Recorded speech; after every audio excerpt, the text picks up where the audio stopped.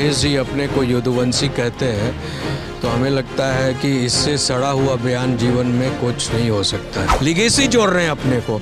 अरे कुकर्मियों, मुझे तो बहुत ही भयंकर गाली आ रहा है, लेकिन मैं कोट पहना हूँ इसलिए नहीं तो तुम भगवान कृष्ण के वंशज के रूप में तुलना करते हो तो तुम पक्का नरक जाओगे और गू खाओगे। अखिलेश यादव को अगर मुगल बताया जाएगा तो वो तो कहीं ना कहीं अपमान की बात हो जाएगी उनके लिए। अगर समाजवादी अपमान, उसके लिए तो सम्मान की बात हो गई।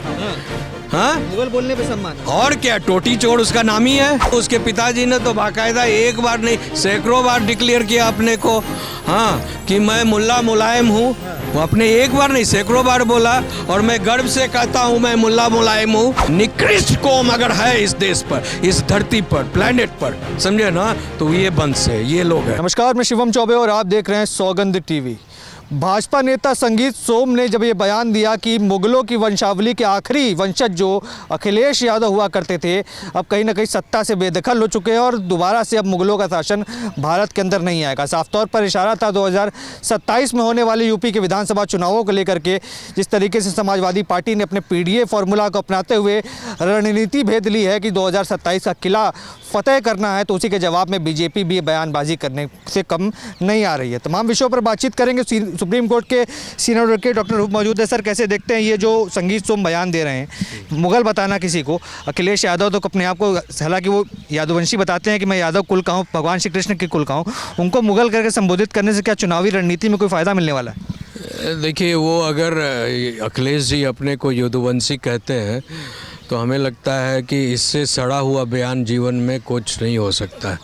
बिकॉज एक भी काम जो है उनका, जो है आज तक, जो है उनके पिताजी का या इनका किसी का, जो है यदुवंश के या पूरे भारत के, यदुवंश का मतलब कौन थे यदुवंशी? भगवान श्री कृष्ण के डायरेक्ट अपने को लीनिएज बता रहे हैं, लिगेसी जोड़ रहे हैं अपने को।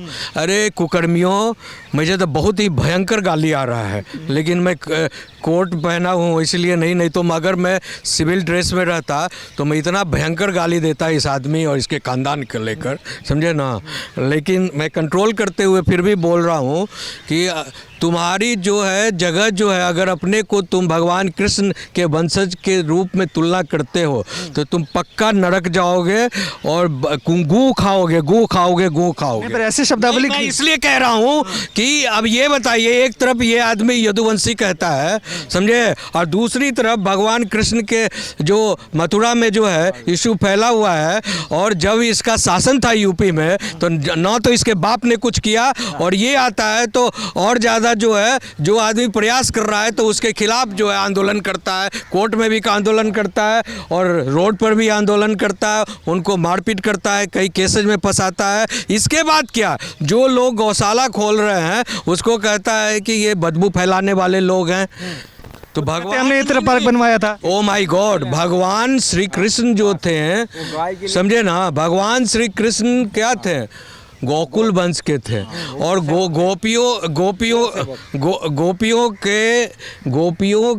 गोपियों का जो उनका झुंड चलता था, या उनके जो 16 ज्ञान के जो वो मालिक बने, 16 कला, उन्होंने खुद लिखा है कि मुझे जो 16 कला का जो ज्ञान हुआ गौ चरण के दौरान हुआ। ये जो गाय चराते थे भगवान कृष्ण, तो उसी के दौरान जो है वो ऐश्वर्य उन्होंने प्राप्त किया, और बाद में उन्होंने गौलोक में उनको जो स्थान मिला, समझे। तो जो माँ अभी सनातन धर्म में जो है गाय को जो है पूंछ से लेकर उसके खूर से लेकर सिंग से लेकर तमाम में जो है 84 योनियों का जो है प्रेस्क्रिप्शन है कि आप कैसे, और अंतिम योनि जो है गोकुल योनि की है। भगवान मनुष्य से भी ज़्यादा, ईश्वर भी जो कहते हैं कि हम जब शरीर छोड़ें, समझे, तो वो गोलोक में जाना चाहते हैं। नहीं, पर अखिलेश यादव को अगर मुगल बताया जाएगा तो वो तो कहीं ना कहीं अपमान की बात हो जाएगी उनके लिए। अगर समाजवादी अपमान, उसके लिए तो सम्मान की बात हो गई। हाँ, मुगल बोलने पे सम्मान। और क्या, टोटी चोर उसका नाम ही है। हाँ, उसका नाम ही है टोटी चोर। और उसने तो, उसके पिताजी ने तो बाकायदा एक बार नहीं सैकड़ों बार डिक्लेयर किया अपने को, हाँ, कि मैं मुल्ला मुलायम हूँ। वो अपने एक बार नहीं सैकड़ों बार बोला, और मैं गर्व से कहता हूँ मैं मुल्ला मुलायम हूँ। और उसके बाद जो है सिर्फ उसने इतना कहा नहीं, उसने कर भी दिखाया।